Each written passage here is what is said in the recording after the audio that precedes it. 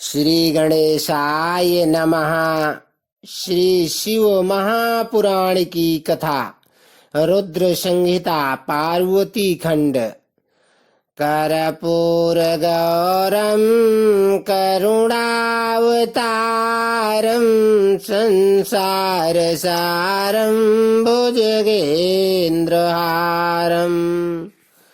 सदा वसन्तं हृदयारविन्दं भवं भवानी सहितं नमामि। अथ 31वें अध्याय की कथा, जिसमें देवताओं के अनुरोध से वैष्णव ब्राह्मण के वेश में शिव जी का हिमवान के घर जाना और शिव की निंदा करके पार्वती का विवाह उनके साथ न करने को कहना।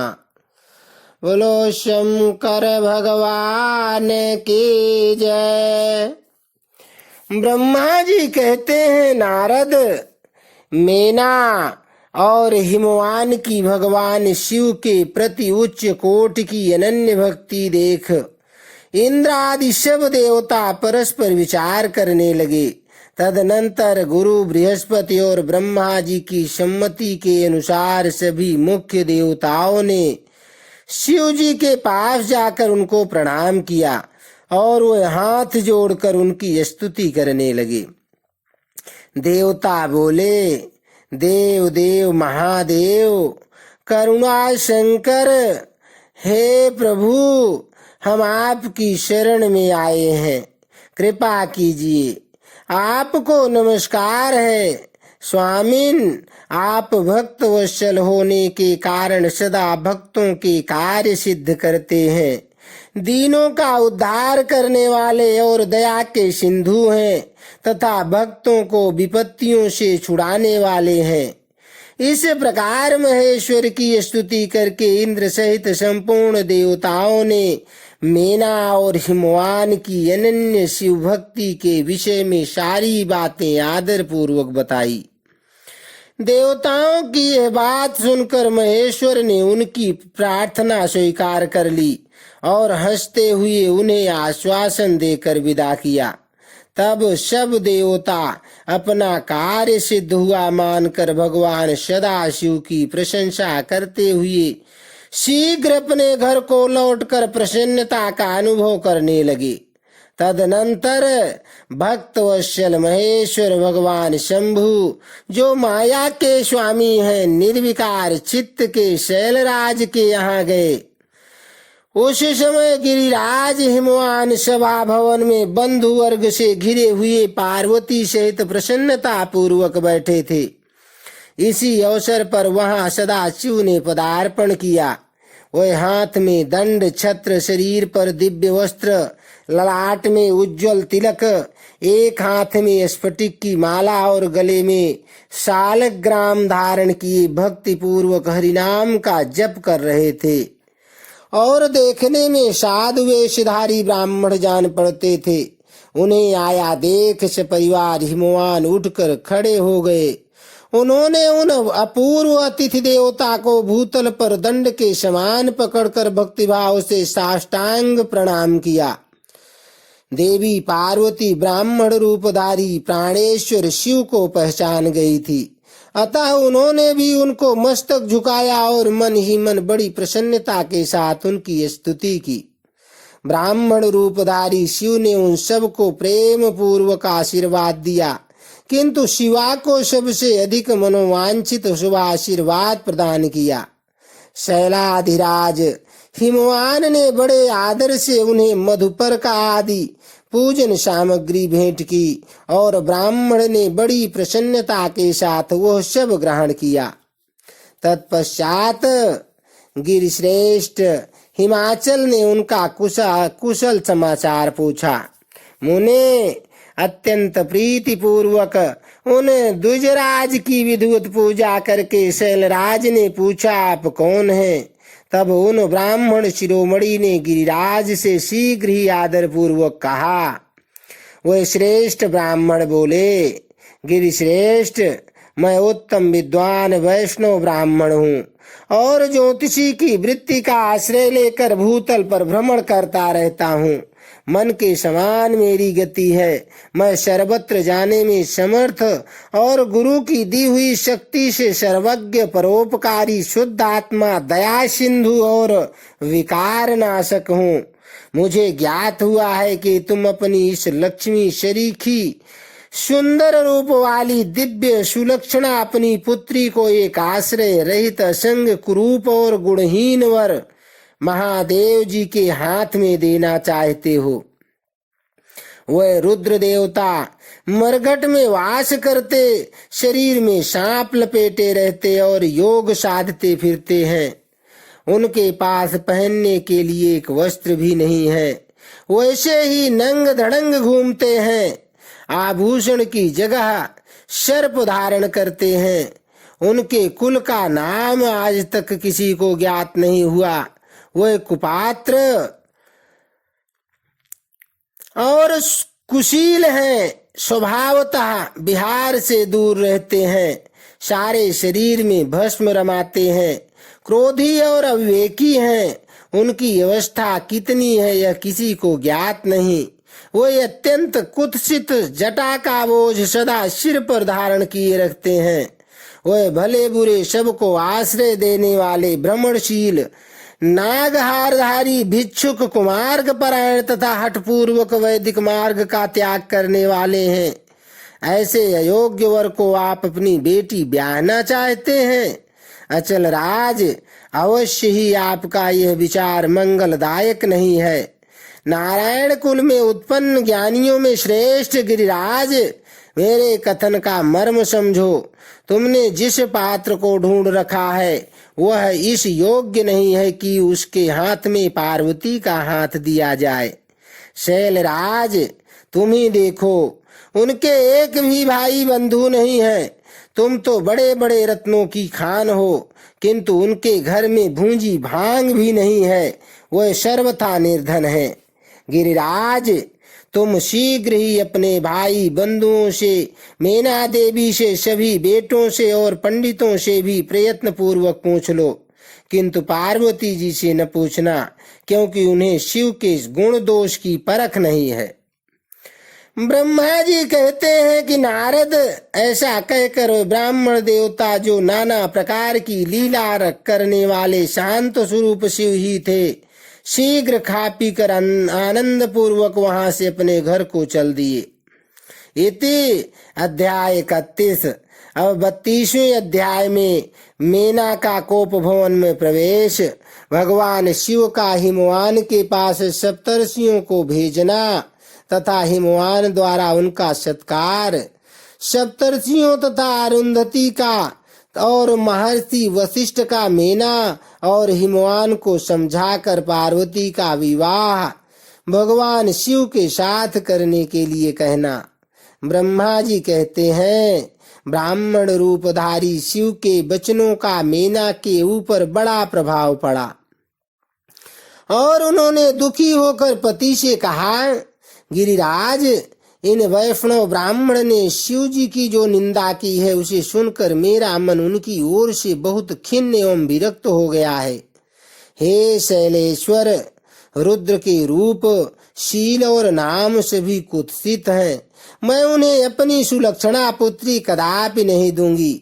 यदि आप मेरी बात नहीं मानेंगे तो मैं निस्संदेह मर जाऊंगी। अभी इस घर को छोड़ दूंगी अथवा विष खा लूंगी।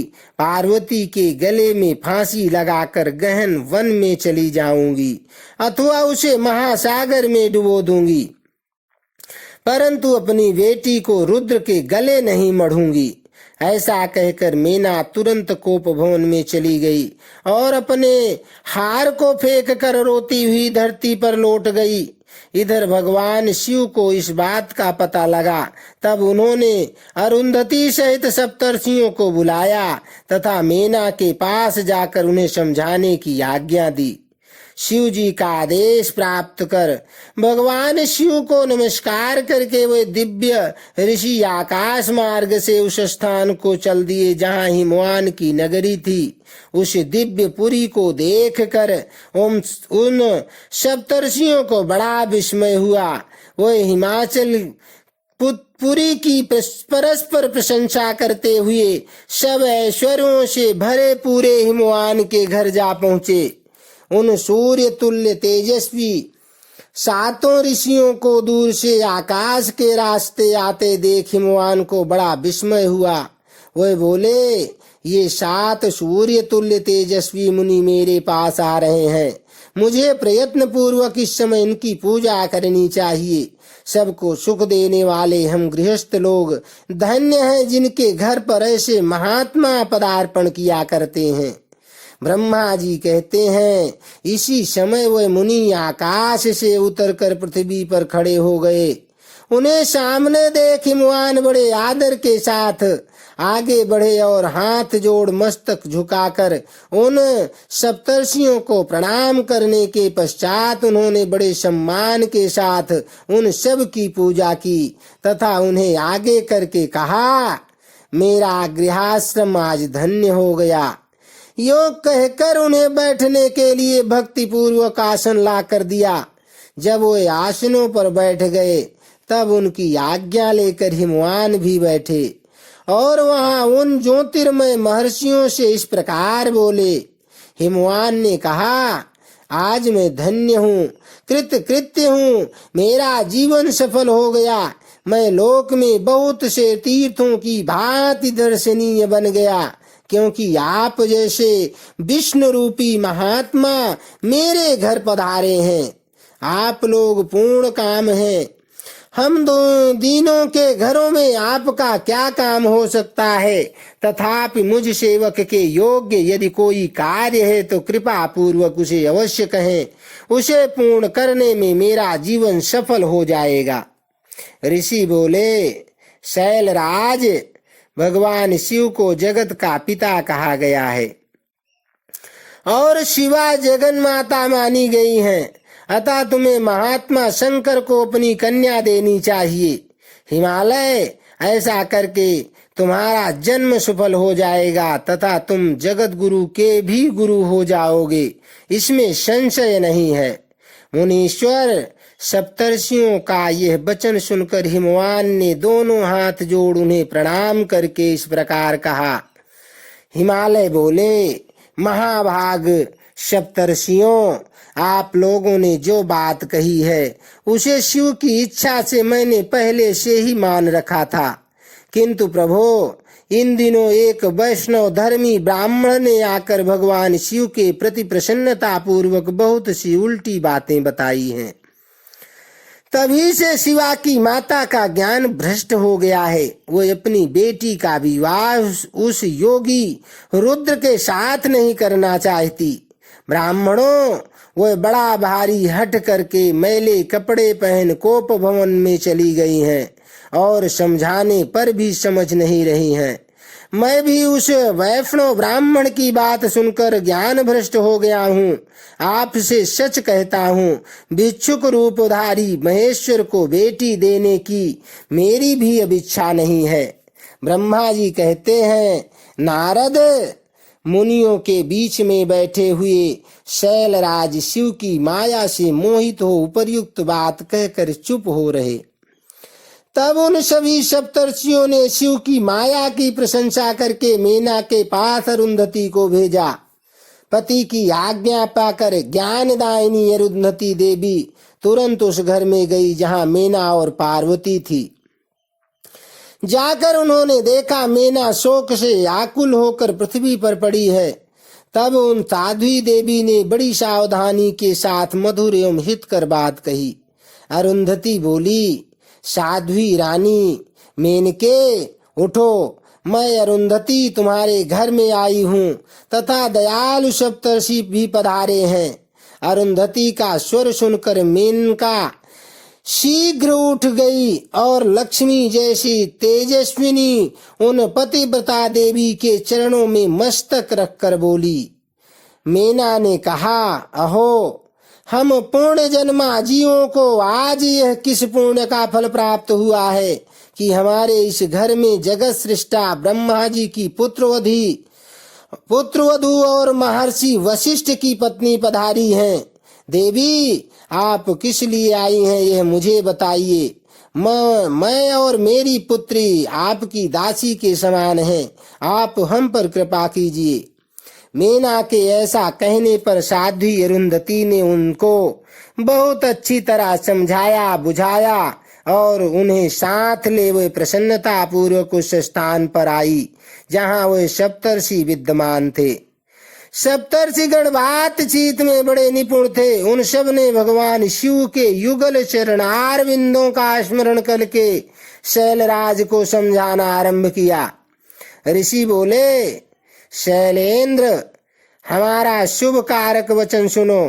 तुम पार्वती का विवाह शिव के साथ कर दो और संहार करता रुद्र के ससुर हो जाओ। शंभु सर्वेश्वर हैं, वे किसी से याचना नहीं करते। स्वयं ब्रह्मा जी ने तारकासुर के विनाश के लिए एक वीर पुत्र उत्पन्न करने के उद्देश्य को लेकर भगवान शिव से यह प्रार्थना की है कि वे विवाह कर लें। भगवान शंकर तो योगियों के शिरोमणि हैं। वे विवाह के लिए उत्सुक नहीं हैं। केवल ब्रह्मा जी की प्रार्थना से ही वे महादेव तुम्हारी कन्या का पाणी ग्रहण करेंगे।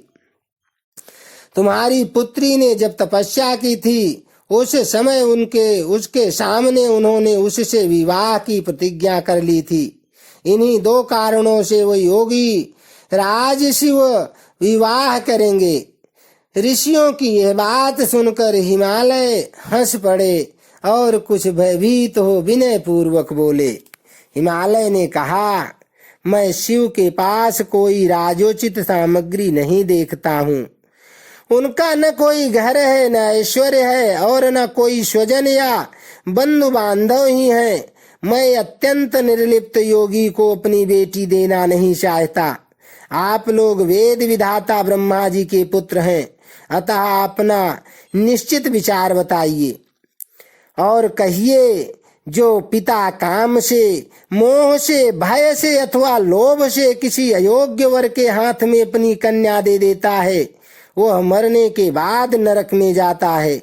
अतः मैं स्वेच्छा से भगवान शूलपाणी को अपनी कन्या नहीं दूंगा।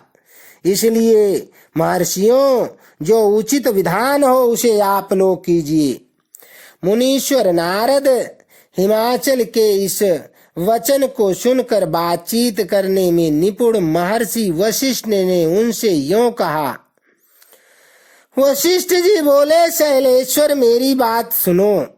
यह सर्वथा तुम्हारे लिए हितकारक, धर्म के अनुकूल, सत्य तथा इहलोक और परलोक में सुखदायक है। शैलराज, लोक तथा वेद में 3 प्रकार के वचन उपलब्ध होते हैं। शास्त्रज्ञ पुरुष अपनी निर्मल ज्ञान बुद्धि से उन सब प्रकार के वचनों को जानता है। एक तो वह वचन है जो तत्काल सुनने में बड़ा सुंदर प्रिय लगता है, परंतु पीछे वह असत्य एवं अहितकारक सिद्ध होता है। ऐसा वचन बुद्धिमान शत्रु ही कहता है, उससे कभी हित नहीं होता। दूसरा वह है जो आरंभ में अच्छा नहीं लगता, उसे सुनकर प्रसन्नता ही होती है, परंतु परिणाम में वह सुख देने वाला होता है। इस तरह का वचन कहकर दयालु धर्मशील बांधव जन ही कर्तव्य का बोध कराता है। तीसरी श्रेणी का यह वचन वह है जो सुनते ही अमृत के समान मीठा लगता है और सब काल में सुख देने वाला होता है। सत्य ही उसका सार होता है, इसलिए वह हितकारक हुआ करता है। ऐसा वचन सबसे श्रेष्ठ और सबके लिए अभीष्ट है। शैलराज, इस तरह नीति शास्त्र में 3 प्रकार के वचन कहे गए हैं। इन तीनों में से तुम्हें कौन सा वचन अभीष्ट है, बताओ। मैं तुम्हारे लिए वैसा ही वचन कहूंगा। भगवान शंकर संपूर्ण देवताओं के स्वामी हैं। उनके पास बाह्य संपत्ति नहीं है। इसका कारण यह है कि उनका चित्त एकमात्र ज्ञान के महासागर में मग्न रहता है। जो ज्ञानानंद स्वरूप और सबके ईश्वर हैं, उन्हें लौकिक बाह्य वस्तुओं की क्या इच्छा होगी। गृहस्थ पुरुष राज्य और संपत्ति से सुशोभित होने वाले वर को अपनी पुत्री देता है, क्योंकि किसी दीन दुखी को कन्या देने से पिता कन्याघाती होता है, उसे कन्या के वध का पाप लगता है। कौन जानता है कि भगवान शंकर दुखी हैं। कुबेर जिनके किंकर हैं, जो अपनी भृंग की लीला मात्र से संसार की सृष्टि और संहार करने में समर्थ हैं, जिन्हें गुणातीत परमात्मा और प्रकृति से परे परमेश्वर कहा गया है। सृष्टि पालन और संहार करने वाली जिनकी त्रिविध मूर्ति ही ब्रह्मा विष्णु और हर नाम धारण करती है, उन्हें कौन निर्धन अथवा दुखी कह सकता है। ब्रह्मलोक में निवास करने वाले ब्रह्मा, क्षीर सागर में रहने वाले विष्णु तथा कैलाशवासी हर, ये सब शिव की ही विभूतियां हैं। शिव से प्रकट हुई प्रकृति भी अपने अंश से 3 प्रकार की मूर्तियों को धारण करती है। जगत में लीला शक्ति से प्रेरित हो वह अपनी कला से बहुत सा रूप धारण करती है। समस्त वांग्मय की अधिष्ठाती देवी वाणी उनके मुख से प्रकट हुई है और सर्व संपत् स्वरूपिणी लक्ष्मी वक्षा स्थल से आविर्भूत हुई है, तथा शिवा ने देवताओं के एकत्र हुए तेज से अपने को प्रकट किया था और संपूर्ण दानों का वध करके देवताओं को स्वर्ग की लक्ष्मी प्रदान की थी। देवी शिवा कल्पांतर में दक्ष पत्नी के उदर से जन्म ले सती नाम से प्रसिद्ध हुई और हर को उन्होंने पति के रूप में प्राप्त किया। दक्ष ने स्वयं ही भगवान शिव को अपनी पुत्री दी थी।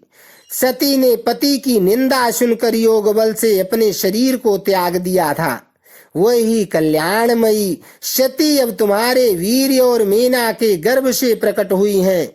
हे शैलराज, ये शिवा जन्म जन्म में शिव की ही पत्नी होती हैं। प्रत्येक कल्प में बुद्धि रूपा दुर्गा ज्ञानियों की श्रेष्ठ माता होती हैं। ये सदा सिद्धदायिनी और सिद्ध रूपिणी है। भगवान हर चिताभस्म के रूप में सती के अस्थि चूर्ण को ही स्वयं प्रेम पूर्वक अपने अंगों में धारण करते हैं। अतः गिरिराज, तुम स्वेच्छा से ही अपनी मंगलमयी कन्या को भगवान हर के हाथ में दे दो। तुम यदि नहीं दोगे तो वह स्वयं प्रियतम के स्थान में चली जाएगी। देवेश्वर शिव तुम्हारी पुत्री का अनंत क्लेश देखकर ब्राह्मण के रूप में इसकी तपस्या के स्थान पर आए थे और इसके साथ विवाह की प्रतिज्ञा करके इसे आश्वासन एवं वर देकर अपने आवास स्थान को लौट गए थे। गिरे, पार्वती की प्रार्थना से ही शंभु ने तुम्हारे पास आकर इसके लिए याचना की और तुम दोनों ने शिव भक्ति में मन लगाकर उनकी उस याचना को स्वीकार कर लिया था।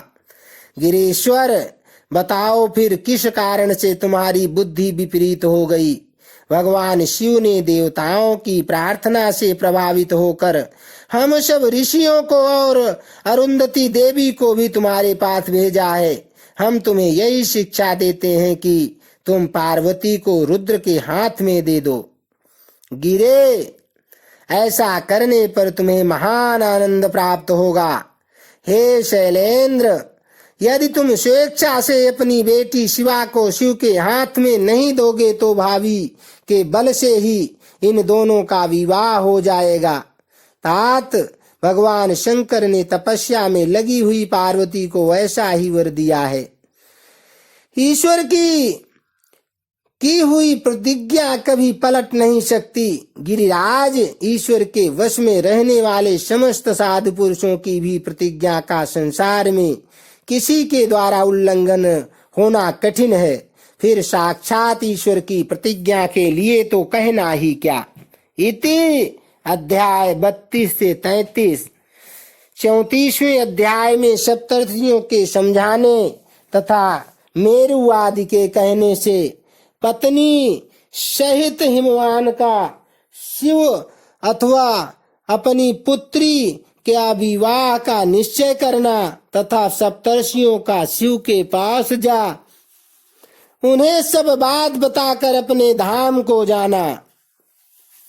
ब्रह्मा जी कहते हैं, नारद, तदनंतर वशिष्ठ ने प्राचीन काल में राजा अनरण्य के द्वारा अपनी कन्या पद्मा का पिप्लाद के साथ विवाह करने की तथा धर्म के वरदान से पिप्लाद के तरुण अवस्था, रूप, गुण, सदा स्थिर रहने वाले यौवन, कुबेर और इंद्र से भी बढ़कर धन, ऐश्वर्य, भक्ति, सिद्धि एवं क्षमता प्राप्त करने की तथा पद्मा के स्थिर यौवन, सौभाग्य, संपत्ति एवं भर्ता के द्वारा परम गुणवान 10 पुत्रों के प्राप्त करने की कथा सुनाकर कहा, शैलेंद्र, तुम मेरे कथन के सार तत्व को समझकर अपनी पुत्री पार्वती का हाथ महादेव जी के हाथ में दे दो और मेना सहित तुम्हारे मन में जो क्रोश है उसे त्याग दो।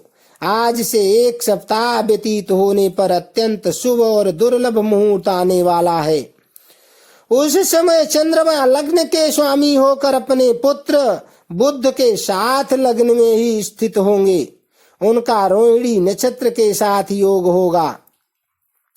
चंद्रमा और तारे शुद्ध होंगे। मार्गशीर्ष मास के अंतर्गत संपूर्ण दोषों के सहित सोमवार को, जबकि लग्न पर संपूर्ण शुभ ग्रहों की दृष्टि होगी, पाप ग्रहों की दृष्टि नहीं होगी तथा बृहस्पति ऐसे स्थान पर स्थित होंगे जहां से वे उत्तम संतान एवं पति का सौभाग्य देने में समर्थ होंगे।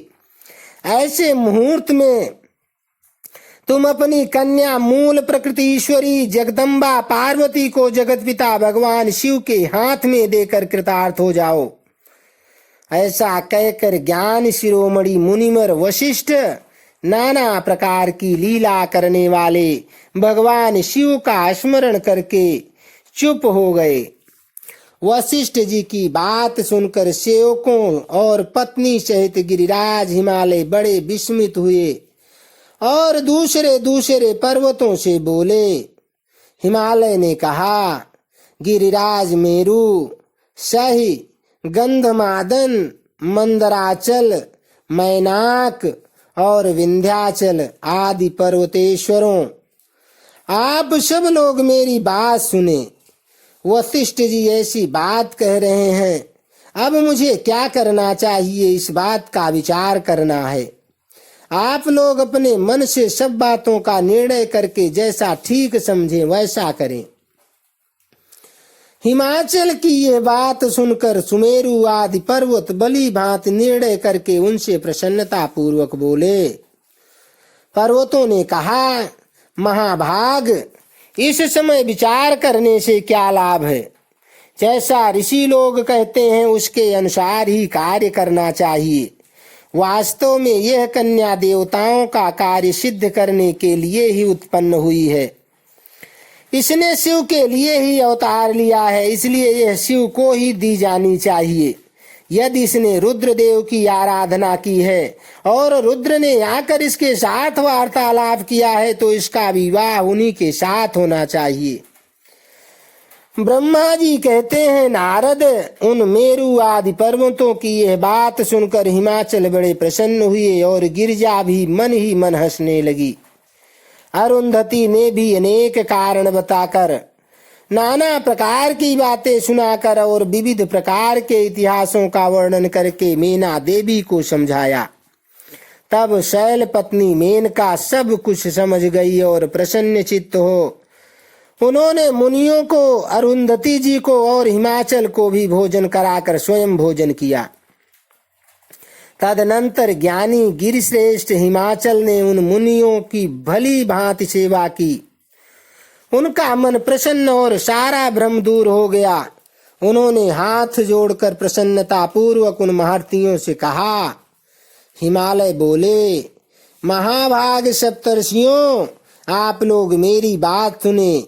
मेरा सारा संदेह दूर हो गया। मैंने शिव पार्वती के चरित्र सुन लिए। अब मेरा शरीर, मेरी पत्नी मेना, मेरे पुत्र पुत्री रिद्धि सिद्धि तथा अन्य सारी वस्तुएं भगवान शिव की ही हैं, दूसरे किसी की नहीं। ब्रह्मा जी कहते हैं, नारद, ऐसा कहकर हिमाचल ने अपनी पुत्री की ओर आदर पूर्वक देखा और उसे वस्त्राभूषणों से विभूषित करके ऋषियों की गोद में बिठा दिया। तत्पश्चात वह शैलराज पुनः प्रसन्न हो उन ऋषियों से बोले, यह भगवान रुद्र का भाग है, इसे मैं उन्हीं को दूंगा, ऐसा निश्चय कर लिया है। ऋषि बोले, गिरिराज, भगवान शंकर तुम्हारे याचक हैं, तुम स्वयं उनके दाता हो और पार्वती देवी भिक्षा हैं, इससे उत्तम और क्या हो सकता है। हिमाचल, तुम समस्त पर्वतों के राजा, सबसे श्रेष्ठ और धन्य हो, अतः तुम्हारे शिखरों की सामान्य गति है। तुम्हारे सभी शिखर सामान्य रूप से पवित्र एवं श्रेष्ठ हैं।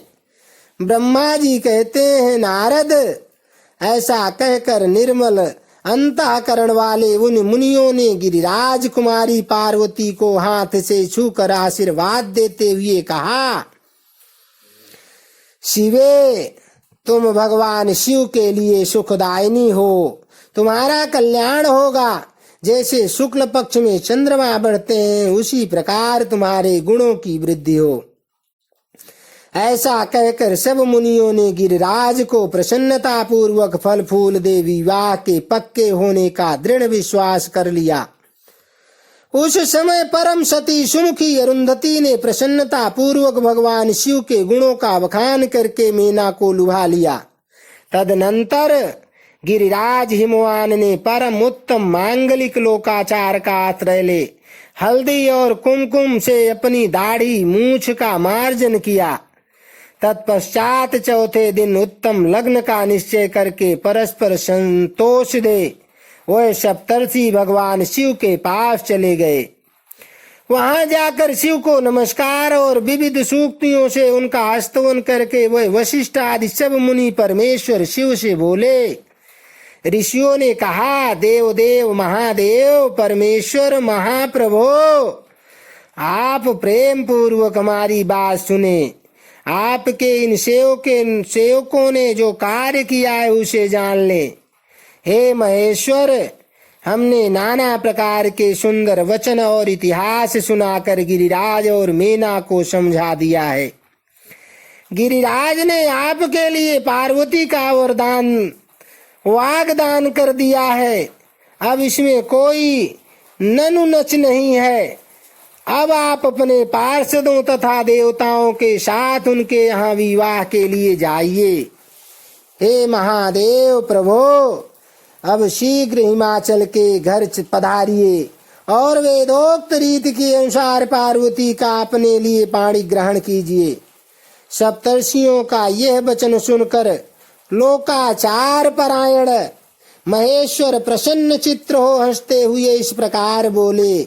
महेश्वर ने कहा, महाभाग सप्तर्षियों, विवाह को तो मैंने न कभी देखा है और न सुना ही है।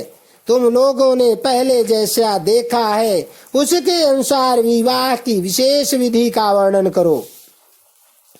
महेश्वर के उस लौकिक शुभ वचन को सुनकर वह ऋषि हंसते हुए देवाधिदेव भगवान सदाशिव से बोले।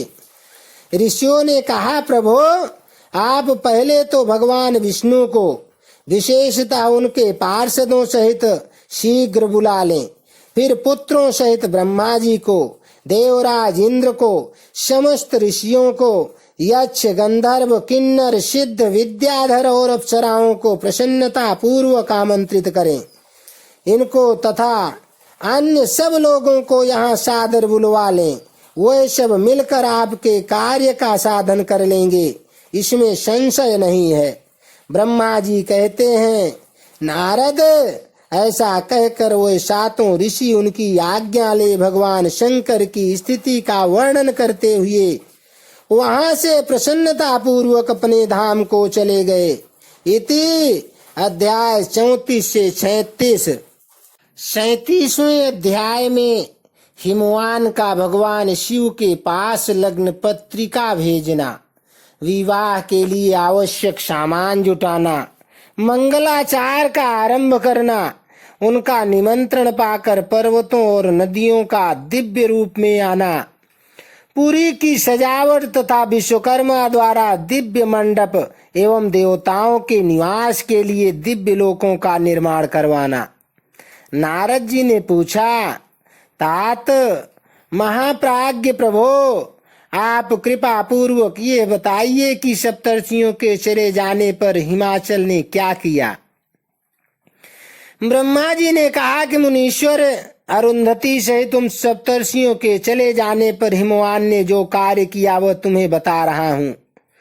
सप्तर्षियों के जाने के बाद अपने मेरु आदि भाई बंधुओं को आमंत्रित करके पुत्र और पत्नी सहित महामनस्वी गिरिराज हिमवान बड़े हर्ष का अनुभव करने लगे। तदनंतर ऋषियों की आज्ञा के अनुसार हिमवान ने अपने पुरोहित गर्ग जी से बड़ी प्रसन्नता के लिए लग्न पत्रिका लिखवाई। उस पत्रिका को उन्होंने भगवान शिव के पास भेजा। पर्वतराज के बहुत से आत्मीय जन प्रसन्न मन से नाना प्रकार की सामग्रियों लेकर वहां गए। कैलाश पर भगवान शिव के समीप पहुंचकर उन लोगों ने शिव को तिलक लगाया और वह लग्न पत्र उनके हाथ में दिया। वहां भगवान शिव ने उन सब का यथायोग्य विशेष सत्कार किया। फिर वे सब लोग प्रसन्न चित्त हो कैलाश शैलराज के पास लौट आए। महेश्वर के द्वारा विशेष सम्मानित होकर बड़े हर्ष के साथ लौटे हुए उन लोगों को देखकर हिमवान के हृदय में अत्यंत हर्ष हुआ। तत्पश्चात आनंदित हो शैलराज ने नाना देशों से रहने वाले अपने बंधुओं को लिखित निमंत्रण भेजा, जो उन सब को सुख देने वाला था। इसके बाद वे बड़े आदर और उत्साह के साथ उत्तम अन्न एवं नाना प्रकार की विवाहोचित सामग्रियों का संग्रह करने लगे। उन्होंने चावल, गुड़, शक्कर, आटा, दूध, दही, घी, मिठाई, नमकीन पदार्थ, मक्खन, पकवान, महान स्वादिष्ट रस और नाना प्रकार के व्यंजन इतने अधिक एकत्र किए कि सूखे पदार्थों के पहाड़ खड़े हो गए और द्रव पदार्थों की बावड़ियां बन गई। शिव के पार्षदों और देवताओं के लिए हितकर नाना प्रकार की वस्तुएं, भांति भांति के बहुमूल्य वस्त्र, आग में तपाकर शुद्ध किए हुए सुवर्ण, रजत और विभिन्न प्रकार के मणिरत्न, इनका तथा अन्य उपयोगी द्रव्यों का विधि पूर्वक संग्रह करके गिरिराज ने मंगलकारी दिन में मांगलिक कृत्य करना आरंभ किया। पर्वतराज के घर की स्त्रियों ने पार्वती का संस्कार करवाया। भांति भांति के आभूषणों से विभूषित हुई राजभवन की उन सुंदरी स्त्रियों ने सानंद मंगल कार्य का संपादन किया। नगर के ब्राह्मणों की स्त्रियों ने स्वयं बड़े हर्ष के साथ लोकाचार का अनुष्ठान किया। उसमें मंगल पूर्वक भांति भांति के उत्सव मनाए गए। हर्ष भरे हृदय से उत्तम मंगलाचार का संपादन करके हिमालय भी सर्वतोभावेन बड़े प्रसन्न हुए और अपने निमंत्रित बंधुजनों के आगमन की उत्सुकता पूर्वक प्रतीक्षा करने लगे। इसी बीच में उनके निमंत्रित बंधु बांधव आने लगे। देवताओं के निवास भूत गिरिराज सुमेरु दिव्य रूप धारण करके नाना प्रकार के मणियों तथा महारत्नों को यत्न पूर्वक साथ ले अपने स्त्री पुत्रों के साथ हिमालय के घर आए। मंदराचल, अस्ताचल, उदयाचल, मलय, दर्दुर, निषद, गंधमादन, करवीर, महेंद्र, पारयात्र, क्रौंच, पुरुषोत्तम शैल, नील, त्रिकूट, चित्रकूट, वेंकट, श्रीशैल, गोकामुख, नारद, विंध्य, कालंजर, कैलाश तथा अन्य पर्वत दिव्य रूप धारण कर अपने स्त्री पुत्रों के साथ बहुत सी भेंट सामग्री ले वहां उपस्थित हुए। दूसरे द्वीपों में तथा यहाँ भी जो जो पर्वत हैं वे सब हिमालय के घर पधारे। शिवा और शिव का विवाह है। यह जानकर सबने बड़ी प्रसन्नता के साथ वहां पदार्पण किया। सोनभद्र आदि नद और संपूर्ण नदियां दिव्य नर नारियों के रूप धारण कर नाना प्रकार के अलंकारों से अलंकृत हो शिव पार्वती का विवाह देखने के लिए आए। गोदावरी, यमुना, सरस्वती, वेणी, गंगा, नर्मदा तथा अन्य श्रेष्ठ सरिताएं भी बड़ी प्रसन्नता के साथ हिमवान के यहाँ आई। उन सब के आने से हिमालय की दिव्यपुरी सब ओर से भर गई। वह सब प्रकार की शोभाओं से संपन्न थी। वहां बड़े बड़े उत्सव हो रहे थे। ध्वजा पताकाएं फहरा रही थी। वंदनवारों से उसकी अधिक शोभा होती थी। चारों ओर चांदों वे तने होने से वहां सूर्य का दर्शन नहीं होता था। भांति भांति की नीली पीली आदि प्रभा उस पुरी की शोभा बढ़ाती थी। हिमालय ने भी बड़ी प्रसन्नता के साथ अपने यहाँ पधारे हुए सभी स्त्री पुरुषों का यथा योग्य आदर सत्कार किया और सबको अलग अलग सुंदर स्थानों में ठहराया। अनेकानेक उपरयुक्त सामग्री देकर सबको पूर्ण संतुष्ट किया। मुनि श्रेष्ठ, तदनंतर शैलराज हिमवान ने प्रसन्न हो महान उत्सव से परिपूर्ण अपने नगर को विचित्र रीति से सजाना आरंभ किया। सड़कों को झाड़ बुहार कर उन पर छिड़काव कराया। उन्हें बहुमूल्य साधनों से सुसज्जित एवं सुशोभित किया। प्रत्येक घर के दरवाजे पर केले आदि मांगलिक वृक्ष लगवाए और उन्हें मांगलिक द्रव्यों से संयुक्त किया। आंगन को केले के खंभों से सजाया। रेशम की डोरों से आम के पल्लव बांधकर वंदनवारें बनवाई और उन्हें उन खंभों के चारों ओर लगवा दिया। मालती के फूलों की मालाएं उस आंगन के सब ओर लटका दी गई। सुंदर तोरणों से वह आंगन का भाग अत्यंत प्रकाशमान जान पड़ता था। चारों दिशाओं में मंगल सूचक शुभ द्रव्य रखे गए थे जो उस प्रांगण की शोभा बढ़ा रहे थे।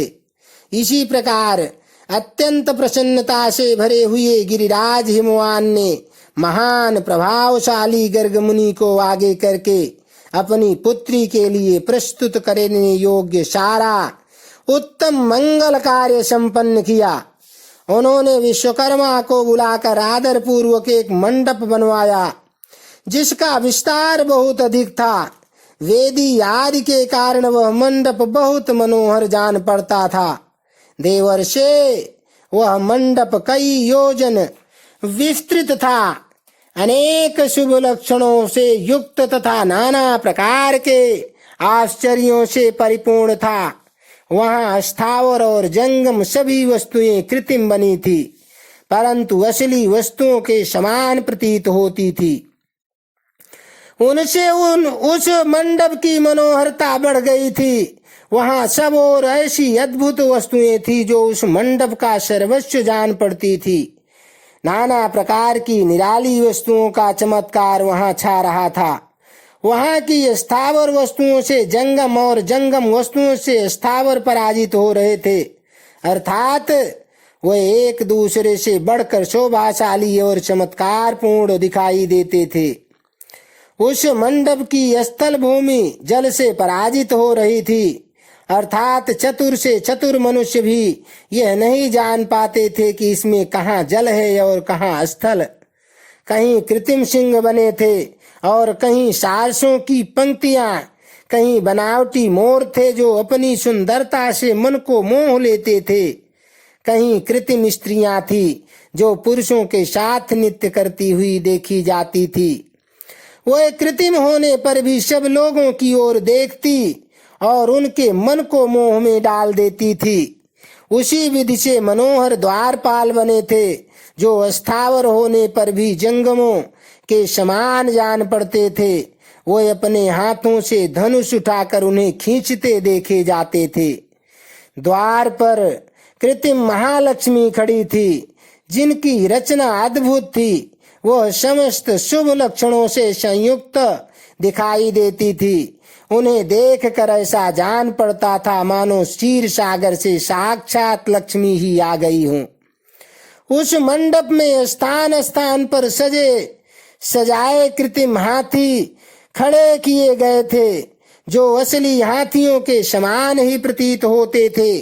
घुड़सवारों सहित घोड़े और हाथी सवारों सहित हाथी बनाए गए थे। जहां तहां रथियों सहित रथ बने थे, जो कृत्रिम अश्वों से ही खींचे जाते थे। उन्हें देखकर लोगों को बड़ा आश्चर्य होता था। इनके सिवा दूसरे दूसरे कृत्रिम वाहन भी वहां खड़े थे। पैदल सिपाहियों की कृत्रिम सेना भी वहां मौजूद थी। मुने, प्रसन्न चित्त वाले विश्वकर्मा ने देवताओं और मुनियों को भी मोह आश्चर्य में डालने के लिए वहां ऐसी अद्भुत रचनाएं की थी। मंडप के सबसे बड़े फाटक पर कृत्रिम नंदी खड़ा था, जो शुद्ध स्फटिक मणि के समान उज्जवल कांति से सुशोभित होता था। भगवान शिव के वाहन नंदी की जैसी आकृति थी, ठीक वैसा ही वह भी था। उस कृत्रिम नंदी के ऊपर रत्न विभूषित महादिव्य पुष्पक शोभा पाता था, जो पल्लों तथा श्वेत चामरों से सजाया गया था। उसके वाम पार्श्व में 2 कृत्रिम हाथी खड़े थे, जिनका रंग विशुद्ध केसर के समान था। वे 4 दांत वाले बनाए गए थे और 60 वर्ष के पाठों के समान दिखते थे। वे परस्पर स्नेह करने से प्रतीत होते थे। उनमें बड़ी चमक थी। इसी प्रकार सूर्य के समान अत्यंत प्रकाशमान 2 दिव्य अश्व भी विश्वकर्मा ने बनाए थे, जो चंवर से अलंकृत और दिव्य आभूषणों से विभूषित थे। श्रेष्ठ रत्नमय आभूषणों से संपन्न कवचधारी लोकपाल तथा संपूर्ण देवता भी वहां विश्वकर्मा द्वारा रचे गए थे, जो ठीक उन्हीं लोकपालों और देवताओं से मिलते जुलते थे। इसी तरह भृगु आदि समस्त तपोधन ऋषि, अन्यान्य उपदेवता और सिद्ध भी उनके द्वारा वहां निर्मित हुए थे। गरुड़ आदि समस्त पार्षदों से युक्त भगवान विष्णु का कृत्रिम विग्रह भी विश्वकर्मा ने बनाया था, जिसका स्वरूप साक्षात श्री हरि के समान ही आश्चर्यजनक था। नारद, उसी प्रकार पुत्रों, वेदों और सिद्धों से घिरे हुए मुझ ब्रह्मा की भी प्रतिमा वहां बनाई गई थी, जो मेरे समान ही वैदिक सूक्तों का पाठ कर रही थी। ऐरावत हाथी पर चढ़े हुए देवराज इंद्र भी वहां दलबल के साथ खड़े थे। वे भी कृत्रिम ही बनाए गए थे और परिपूर्ण चंद्रमा के समान प्रकाशित होते थे। देवर्षे, बहुत कहने से क्या लाभ। हिमाचल से प्रेरित हुए विश्वकर्मा ने वहां शीघ्र ही संपूर्ण देव समाज के कृत्रिम विग्रहों का निर्माण कर लिया था। इस प्रकार उन्होंने दिव्य मंडप की रचना की थी। वह मंडप अनेक आश्चर्यों से युक्त, महान तथा देवताओं को भी मोह लेने वाला था। तदनंतर गिरिराज हिमवान की आज्ञा से परम बुद्धिमान विश्वकर्मा ने देवता आदि के निवास के लिए उनके कृत्रिम लोकों का भी यत्न पूर्वक निर्माण किया। उन्हीं लोकों में उन्होंने उन देवताओं के लिए अत्यंत तेजस्वी, परम अद्भुत और सुखदायक बड़े बड़े दिव्य मंचों, सिंहासनों की रचना की। इसी तरह उन्होंने मुझ स्वयंभू ब्रह्मा के लिए निवास के लिए क्षण भर में अद्भुत सत्यलोक की रचना कर डाली, जो उत्तम दीप्ति से उद्दीप्त हो रहा था। साथ ही भगवान विष्णु के लिए भी क्षण भर में दूसरे दिव्य वैकुंठ धाम का निर्माण कर दिया, जो परम उज्ज्वल तथा नाना प्रकार के आश्चर्यों से परिपूर्ण था। इसी तरह विश्वकर्मा ने देवराज इंद्र के लिए भी दिव्य, अद्भुत, उत्तम एवं समस्त ऐश्वर्यों से संपन्न गृह की रचना की। अन्य लोकपालों के लिए भी उन्होंने प्रसन्नता पूर्वक बड़े सुंदर, दिव्य, अद्भुत एवं बड़े बड़े भवन बनाए। फिर क्रमशः समस्त देवताओं के लिए भी उन्होंने क्रमशः विचित्र गृहों का निर्माण किया। परम बुद्धिमान विश्वकर्मा को भगवान शंकर का महान वर प्राप्त था। इसलिए उन्होंने शिव के संतोष के लिए क्षण भर में इन सब वस्तुओं की रचना कर डाली। तदनंतर उसी प्रकार भगवान शंकर के लिए भी उन्होंने एक शोभाशाली गृह का निर्माण किया, जो शिव के चिन्ह से युक्त तथा शिवलोकवर्ती दिव्य भवन के समान ही अनुपम था। श्रेष्ठ देवताओं ने उसकी भूरि भूरि प्रशंसा की थी। वह परम उज्ज्वल महान प्रभा पुंज से उद्भासित उत्तम एवं अद्भुत था। विश्वकर्मा ने भगवान शिव की प्रसन्नता के लिए वहां ऐसी अद्भुत रचना की थी, जो परम उज्ज्वल होने के साथ ही साक्षात महादेव जी को भी आश्चर्य में डालने वाली थी। इस प्रकार यह सारा लौकिक व्यवहार करके हिमाचल बड़ी प्रसन्नता के साथ भगवान शंभु के शुभागमन की प्रतीक्षा करने लगे। देवर्षे, हिमालय का यह सारा आनंददायक वृत्तांत मैंने तुमसे कह सुनाया। अब और क्या सुनना चाहते हो? इति अध्याय 37 से 38। 39वें अध्याय में भगवान शिव का नारद जी के द्वारा सब देवताओं को निमंत्रण दिलाना, शिव का आगमन तथा शिव का मंगलाचार एवं ग्रह पूजन आदि करके कैलाश से बाहर निकलना। नारद जी बोले, विष्णु शिष्य महाप्राज्ञतातः विधातः, आपको नमस्कार है। कृपानिधे, आपके मुंह से ये अद्भुत कथा मुझे सुनने को मिली है। अब मैं भगवान चंद्रमौली के परम मंगलमय तथा समस्त पाप राशि के विनाशक वैवाहिक चरित्र को सुनना चाहता हूँ। मंगल पत्रिका पाकर महादेव जी ने क्या किया, परमात्मा शंकर की वह दिव्य कथा सुनाइए। ब्रह्मा जी ने कहा, बेटा तुम बड़े बुद्धिमान हो, भगवान शंकर के उत्तम यश को सुनो। मंगल पत्रिका पाकर भगवान शंकर ने जो कुछ किया वह बताता हूँ। भगवान शिव उस मंगल पत्रिका को प्रसन्नता पूर्वक हाथ में लेकर हृदय में बड़ा हर्ष का अनुभव करते हुए हंसने लगे। फिर उन भगवान ने उसे लेने वाले का सम्मान किया। फिर उन भगवान ने उसे लाने वाले का सम्मान किया। तत्पश्चात उसे बांच कर विधि पूर्वक स्वीकार किया। इसके बाद हिमालय के यहाँ से आए हुए लोगों को बड़े आदर सम्मान के साथ विदा किया। तदनंतर उन मुनियों से कहा, आप लोगों ने मेरे शुभ कार्य का भली भांति संपादन किया। अब मैं विवाह स्वीकार कर लिया है, अतः आप लोगों को मेरे विवाह में आना चाहिए। भगवान शंकर का यह वचन सुनकर वह ऋषि बड़े प्रसन्न हुए और उन्हें प्रणाम एवं उनकी परिक्रमा करके अपने परम सौभाग्य की सराहना करते हुए अपने धाम को चले गए। मुने, तदनंतर महालीला करने वाले देवेश्वर भगवान शंभु ने लोकाचार का सहारा ले तत्काल ही तुम्हारा स्मरण किया। तुम अपने सौभाग्य की प्रशंसा करते हुए बड़ी प्रसन्नता के साथ वहां आए और मस्तक झुका प्रणाम कर हाथ जोड़ विनीत भाव से खड़े हो गए। तब भगवान शिव ने कहा कि नारद, तुम्हारे उपदेश से देवी पार्वती ने बड़ी भारी तपस्या की और उससे संतुष्ट होकर मैंने उन्हें यह वर दिया कि मैं पति रूप में तुम्हारा पाणी ग्रहण करूंगा। पार्वती की भक्ति देखकर मैं उनके वश में हो गया हूँ, इसलिए उनके साथ विवाह करूंगा। सप्तर्षियों ने लग्न का साधन और शोधन कर दिया है, अतः आज से 7वें दिन मेरा विवाह होगा। उस अवसर पर लौकिक रीति का आश्रय ले मैं महान उत्सव करूंगा। मुने, तुम विष्णु आदि सब देवताओं, मुनियों और सिद्धों को तथा अन्य लोगों को भी मेरी ओर से निमंत्रित करो। सब लोग मेरे शासन की गुरुता को समझकर प्रसन्नता और उत्साह के साथ सब प्रकार से सज धज कर स्त्री पुत्रों को साथ लिए यहाँ आवे। ब्रह्मा जी कहते हैं, मुने, भगवान शंकर की इस आज्ञा को शिरोधार्य करके तुमने शीघ्र ही सर्वत्र जाकर उन सब को निमंत्रण दे दिया। तत्पश्चात शंभु के पास आकर उनकी आज्ञा के अनुसार तुम वहीं ठहर गए। भगवान शिव भी उन सब देवताओं के आगमन की उत्कंठा पूर्वक प्रतीक्षा करते हुए अपने गणों के साथ वहीं रहे। उनके सभी गण संपूर्ण दिशाओं में नाचते हुए वहां बड़ा भारी उत्सव मना रहे थे।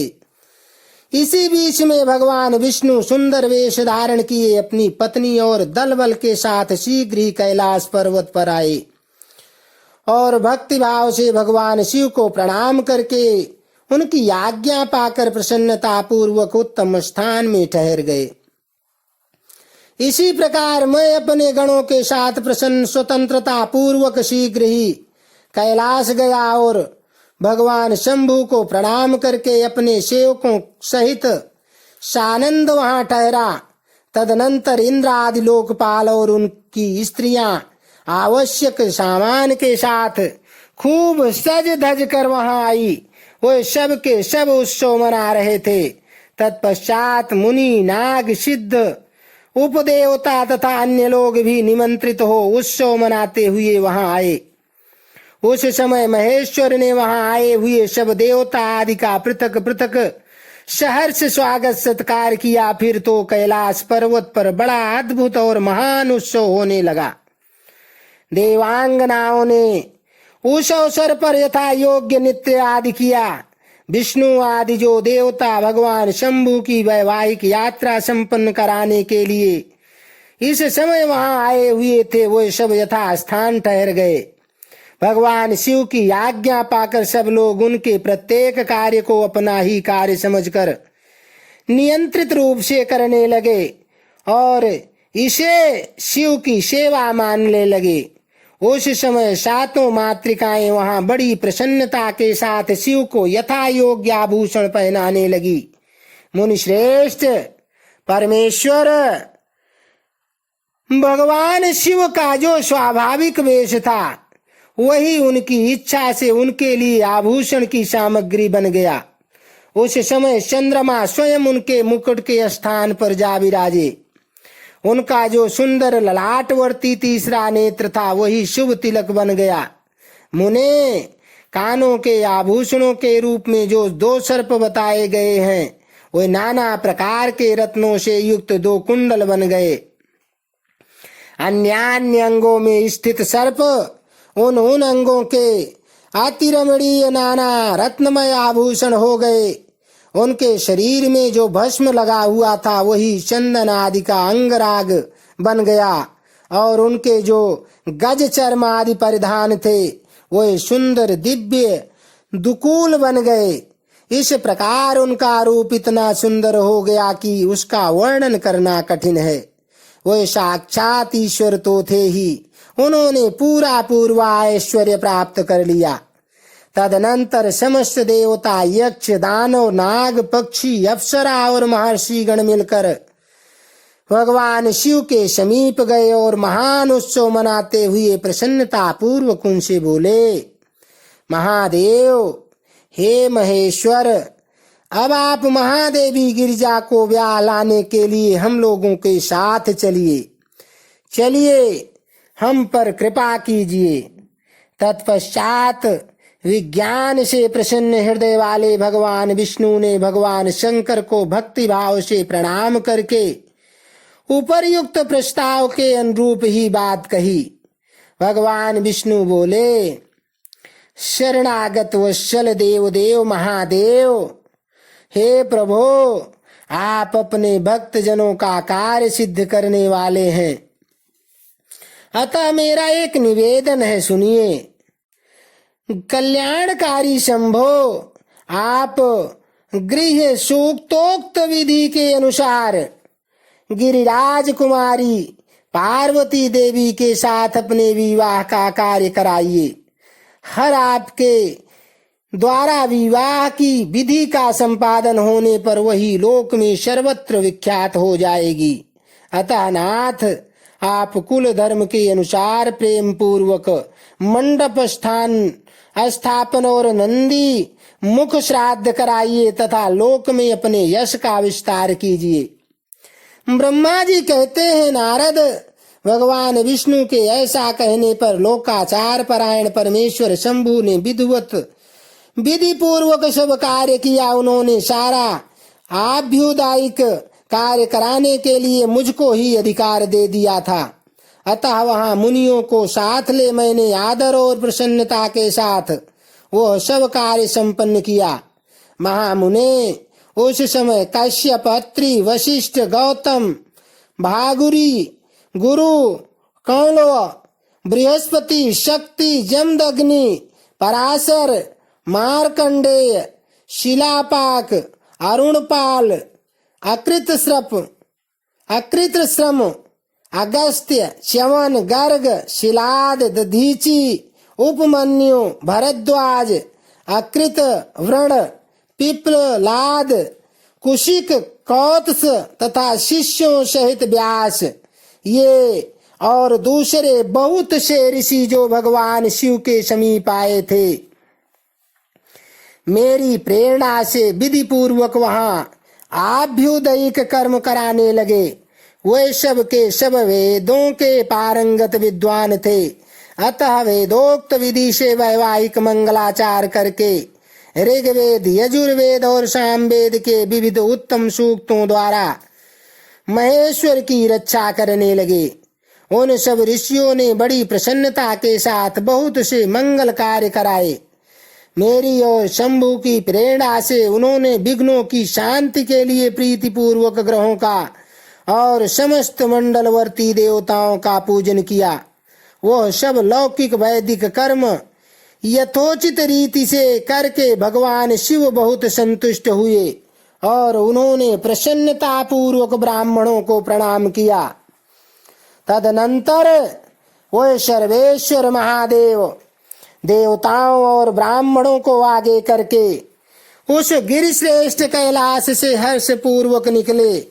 कैलाश से बाहर जाकर देवताओं और ब्राह्मणों के साथ भगवान शंभु, जो नाना प्रकार की लीलाएं करने वाले हैं, सानंद खड़े हो गए। उस समय वहां महेश्वर के संतोष के लिए देवता आदि ने मिलकर बहुत बड़ा उत्सव मनाया। बाजे बजे तथा गान और नृत्य हुए। इति अध्याय 39। 40वें अध्याय में भगवान शिव का बारात लेकर हिमालयपुरी की ओर प्रस्थान। ब्रह्मा जी कहते हैं, मुने, तदनंतर भगवान शंभु ने नंदी आदि सब गणों को अपने साथ हिमाचलपुरी को चलने की प्रसन्नता पूर्वक आज्ञा देते हुए कहा, तुम लोग थोड़े से गणों को यहाँ रखकर शेष सभी लोग मेरे साथ बड़े उत्साह और आनंद से युक्त हो गिरिराज हिमवान के नगर को चलो। फिर तो भगवान की आज्ञा पाकर गणेश्वर, शंखकर्ण, केकराक्ष, विकृत, विशाख, पारिजात, वृकतानन, दुंदुभ, कपाल, संदारक, कंदुक, कुंडक, विष्टंभ, पिप्पल, सनादक, आवेशन, कुंड, पर्वतक, चंद्रतापन, काल, कालक, महाकाल, अग्निक, अग्निमुख, आदित्य मूर्धा, घनावह, सन्नाह, कुमुद, अमोघ, कोकिल, सुमंत्र, काकपादोदर, संतानक, मधुपिंग, कोकिल, पूर्णभद्र, नील, चतुर्वक्त्र, कर्ण, अहिरोमक, यज्वाक्ष, शतमन्यु, मेघमन्यु, काष्ठागूढ़, विरूपाक्ष, सुकेश, वृषभ, सनातन, तालकेतु, खणमुख, चैत्र, स्वयं प्रभु, लकुलीस, लोकांतक, दीप्तात्मा, दैत्यांतक, भृंगिरिटी, देव देव प्रिय, असनी, भानुक, प्रमथ तथा वीरभद्र अपने असंख्य कोटि कोटि गणों तथा भूतों को साथ लेकर चले। नंदी आदि गणराज असंख्य गणों से घिरे चले तथा क्षेत्रपाल और भैरव भी कोटि कोटि गणों को लेकर उत्सव मनाते हुए प्रेम और उत्साह के साथ चल पड़े। वे सब सहस्त्र हाथों से युक्त थे, सिर पर जटा का मुकुट धारण किए हुए थे, उन सब के मस्तक पर चंद्रमा और गले में नील चिन्ह थे तथा वे सब के सब त्रिनेत्रधारी थे। उन सब ने रुद्राक्ष के आभूषण पहन रखे थे। सभी उत्तम भस्म धारण किए थे और हार, कुंडल, केयूर तथा मुकुट आदि से अलंकृत थे। इस प्रकार देवताओं तथा दूसरे दूसरे गणों को साथ ले भगवान शंकर अपने विवाह के लिए हिमवान के नगर की ओर चले। चंडी देवी रुद्रदेव की बहन मनकर खूब उत्सव मनाती हुई बड़ी प्रसन्नता के साथ वहां आ पहुंची। वह शत्रुओं को अत्यंत भय देने वाली थी। उन्होंने सांपों के आभूषण से अपने को विभूषित कर रखा था। उनका वाहन प्रेत था। वो उसी पर आरूढ़ हो अपने माथे पर एक सोने का भरा हुआ कलश लिए चल रही थी। वह कलश महान प्रभा पुंज से प्रकाशित हो रहा था। मुने, वहां करोड़ों दिव्य भूतगण शोभा पाते थे जिनका रूप विकराल था। उनके रूप रंग भी अनेक प्रकार के थे। उस समय डमरुओं के डिम डिम घोष से, भेरियों की गड़गड़ाहट से और शंखों के गंभीर नाद से तीनों लोक गूंज उठे थे। दुंदुभियों की ध्वनि से महान कोलाहल हो रहा था। वह जगत का मंगल करता हुआ मंगल का नाश करता था। देवता लोग शिवगणों के पीछे होकर बड़ी उत्सुकता के साथ बारात का अनुसरण करते थे। संपूर्ण सिद्ध और लोकपाल आदि भी देवताओं के साथ थे। देव मंडली के मध्य भाग में गरुण के आसन पर बैठकर लक्ष्मीपति भगवान विष्णु चल रहे थे। मुने, उनके ऊपर महान छत्र तना हुआ था जो उनकी शोभा बढ़ाता था। उन पर चंवर डुलाए जा रहे थे और वे अपने गणों से घिरे हुए थे। उनके शोभाशाली पार्षदों ने उन्हें अपने ढंग से आभूषण आदि के द्वारा विभूषित किया था। इसी प्रकार मैं भी मूर्तिमान वेदों, शास्त्रों, पुराणों, आगमों, शनकादि महासिद्धों, प्रजापतियों, पुत्रों तथा अन्य परिजनों के साथ मार्ग में चलता हुआ बड़ी शोभा पा रहा था और शिव की सेवा में तत्पर था। देवराज इंद्र भी नाना प्रकार के आभूषणों से विभूषित हो ऐरावत हाथी पर आरूढ़ होकर अपने सेना के बीच से चलते हुए अत्यंत सुशोभित हो रहे थे। उस समय बारात के साथ यात्रा करते हुए बहुत से ऋषि भी अपने तेज से प्रकाशित हो रहे थे। वह शिव जी का विवाह देखने के लिए बहुत उत्कंठित थे। शाकिनी, यातुधान, वेताल, ब्रह्म, राक्षस, भूत, प्रेत, पिशाच, प्रमथ आदि गण, तुम्बुरु, नारद, हाहा और हुहु आदि श्रेष्ठ गंधर्व तथा किन्नर भी बड़े हर्ष से भरकर बाजा बजाते हुए चले। संपूर्ण जगन माताएं, सारी देव कन्याएं, गायत्री, सावित्री, लक्ष्मी और अन्य देवांगनाएं, ये तथा दूसरी देव पत्नियां जो संपूर्ण जगत की माताएं हैं, शंकर जी का विवाह है, यह सोचकर बड़ी प्रसन्नता के साथ उसमें सम्मिलित होने के लिए चली गई। वेदों, शास्त्रों, सिद्धों और महर्षियों द्वारा जो साक्षात धर्म का स्वरूप कहा गया है तथा जिसकी अंग कांति शुद्ध स्फटिक के समान उज्जवल है, वो सर्वांग सुंदर वृषभ भगवान शिव का वाहन है।